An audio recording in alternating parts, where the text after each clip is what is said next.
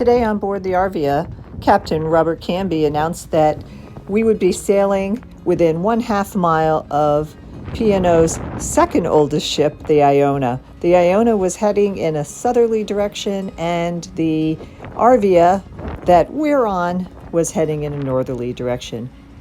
At approximately 2:40 p.m. on the 4th of January 2023, this sail-by happened. Both ships came within about 1/2 mile of each other, and each of them sailed off to complete their itineraries. From the deck of the Arvia, the Iona could clearly be seen heading off into the sunset. According to Captain Camby, this is the very first time that two P&O cruise ships have passed so close to each other and done a sail-by like this.